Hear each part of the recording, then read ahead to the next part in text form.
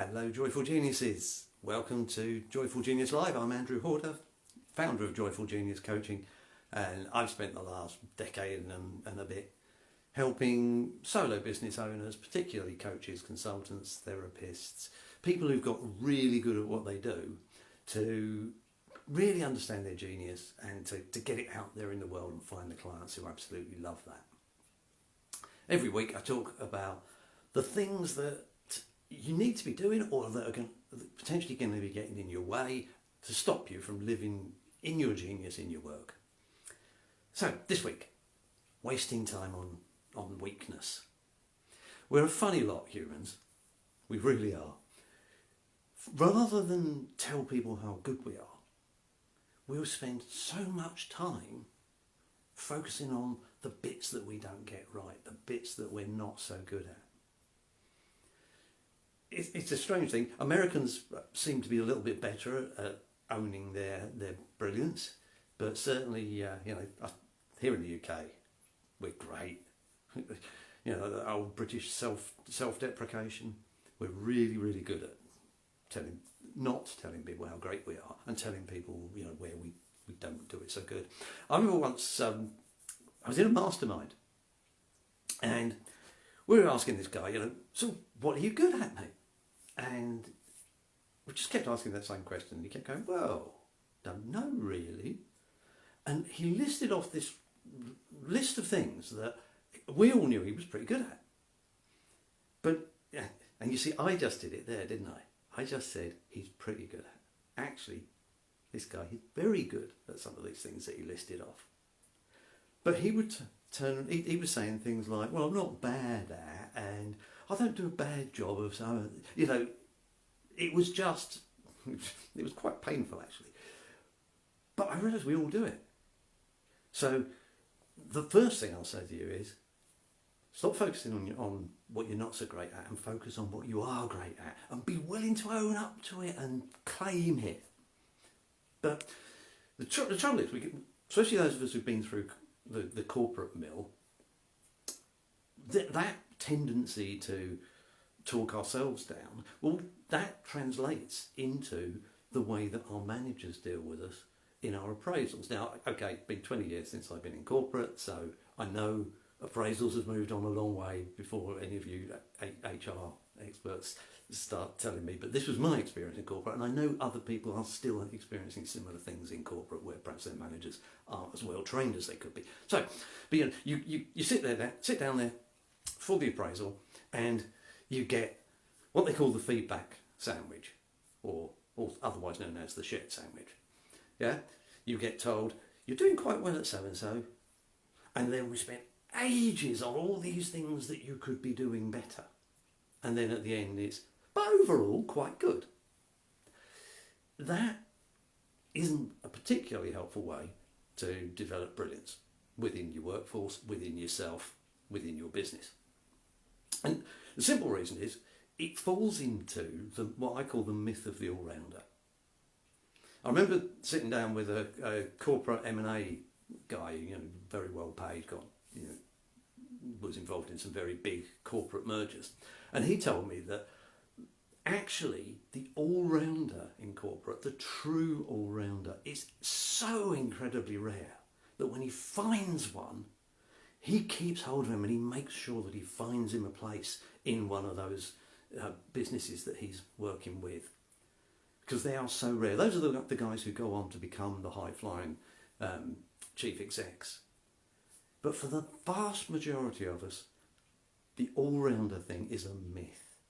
So focusing on the things you're not so good at is really just a waste of time.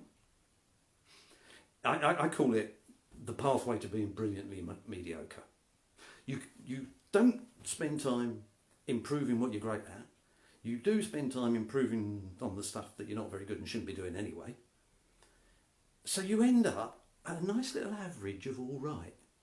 A bit like my friend, I'm all right at this, I'm all right at that, I'm all right at the other. But you don't ever claim your brilliance. And that is just, it's barking, frankly, it's barking. Now I know, solo business owners, there's a lot of stuff that you do have to do that's perhaps not in your genius. And fine, acknowledge that, but work towards the situation where you're not doing the stuff that you're not very good at, and you're not wasting time learning to become better at it, because frankly you'd be far better off getting somebody else to do it. Very early on in my personal development journey, I saw a talk by Topher Morrison where he talked about one of his mentors early on, who'd said to him, the only thing that you should be doing in your business is the thing that only you can do. And that is absolutely right. May not be 100% pragmatic within the context of a solo person business, but again, it's something that you should be aiming towards and something to keep in your mind. You know, what is the one thing that I do better than anybody else? And, you know, focus on that. Just focus on that. And if there is stuff you don't do so well, think about how you can get that done by somebody else. Because in the end, learning how to do stuff you're not good at and learning how to do stuff you don't enjoy doing is a waste of effort. It's a waste of time, effort, money, resource, you. So think about how you can get other people to do it, because you're going to get a much better result that way. If you do it yourself, what's going to happen? You're going to spend ages trying to work out how to do it, teaching yourself to do something that somebody else already knows how to do, and well. You're not going to get to be as good as them, because one, you haven't been doing it as well, and two, it's not in your natural genius. So you're going to create a lesser result, and you're going to distract yourself from the good stuff that you do really well. So, you know, where's the value in that? So find ways to get other people to do the bits that you're not good at. And yes, I know from a purely pragmatic perspective that can be difficult when you're not yet bringing in enough revenue. But it's still something that you should be aiming for. I'm doing a lot of shoulds today, aren't I? Never mind, you should. Well, you should if you want your business to be successful and fun. So, you know, sorry, there are some things in life that you actually should do. And here's two things that you should focus on improving. I'm not saying that you can dump absolutely everything that you're not great at, because there are two things that if you want to have a successful business as a solo business owner, you have to know how to do. And you have to get good at doing it. The first one of those is being willing to be paid. Yeah? Now I know that sounds ridiculous, but so many of us, myself included, struggle with that, allowing ourselves to be paid. So think about how you can get round that one. What does it mean if you don't get paid? What does it mean to you if you don't get paid? Well, does it mean going back to a job? Or does it mean just not having enough money coming in and letting the family down? You know, what does that mean to you? But what does it mean to the world if you don't get paid? Think about that one. If you don't get paid, you can't keep doing the stuff you're brilliant at. And if you don't keep doing the stuff you're brilliant at, the world misses out. Not only you, but the whole world misses out. So, be willing to be paid. And the second bit you've got to get good at is sales. But not sales in that traditional objection handling, they've said no, so I've got to find a way to persuade them, and I've got to, you know, wrap them up in knots so they can't possibly say no kind of way. Not that sleazy, manipulative, focused on you sales. I talk about this a lot, I've talked about it in previous lives, something like being an invitation. What we want to do is to get you into the situation where you can ask for the business. That's all you've got to learn to do. Sales is basically asking for the business. It's exploring what the client needs, what your prospective client needs, and then asking for the business in a way that makes it easy for them to say yes. It really is that simple. It is not some weird and wonderful mind trick. Sorry, I nearly said a rude word there. You know, mind trick game that you play with people, and you back them into a corner so they can't possibly say no. And if they're starting to sound like they maybe not going to say no, then you've got to find a way to really turn the screw on them, turn up the pain. Why? Well, it's effective, but it's not a nice way to get people to work with you. So let's not go down that sleazy sales, but you have got to get good at sales. You've got to get good at asking for the business once you've figured out that people need you. Chris Howard always used to say that, if there's a genuine need, then somebody is buying. And it's either the prospect is going to buy into their future, or you're going to buy into their excuses. And it's up to you whether you let them get away with their excuses. Sometimes it's not the right time for people. Sometimes they're not in the right place to make that decision to go forward.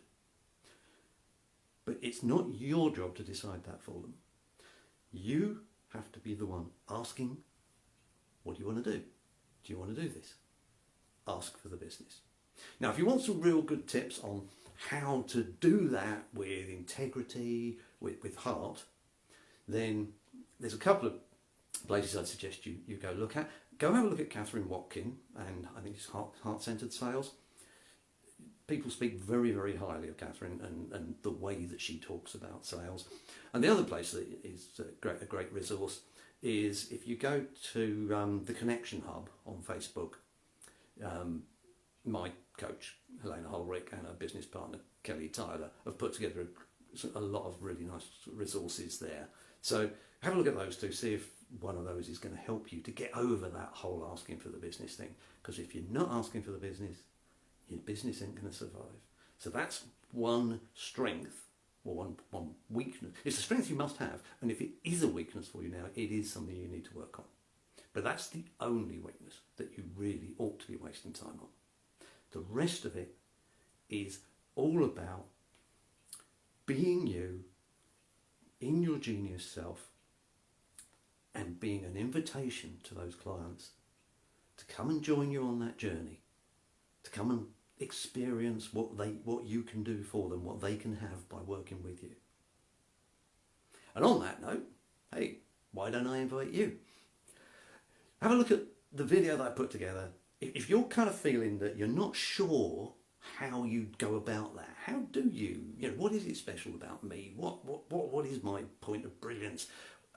Who am I when I'm at my best? If you're not sure who that is and you're kind of feeling a bit flat and a bit confused, go and watch my video, joyful-genius.com/mojo, and I'll explain how I help people to really identify and connect with that genius in themselves so they can start to attract those customers and have a great life, great working life doing it. I think that's me done for this week. What have we gone through? Appraisals, yeah, don't even think about doing appraisals. No. The problem with appraisals is it gets us focused on weaknesses. Make those appraisals, your self-appraisal of yourself, focused on your strength. The myth of the all-rounder, they really don't exist truly. Very, very, very few and far between. So don't try to be an all-rounder. Own up to the bits that you need to get someone else to do, and own up to the bits you are absolutely brilliant at. Don't go down that path to be brilliantly mediocre, because that's just going to be average and that's never going to be fun or lucrative for you. Figure out what that one thing, the only thing that you should be doing in your business is the thing that only you can do. So what would that be? And how do you learn to do the rest, get the rest done somewhere else? Don't waste your effort on the stuff you're not so great at, because it creates bad results and no fun for you or for the client. Be willing to be paid. Be willing to ask for the business. And above all, be you and be an invitation to come and have fun with you. Until next week, keep up the great work.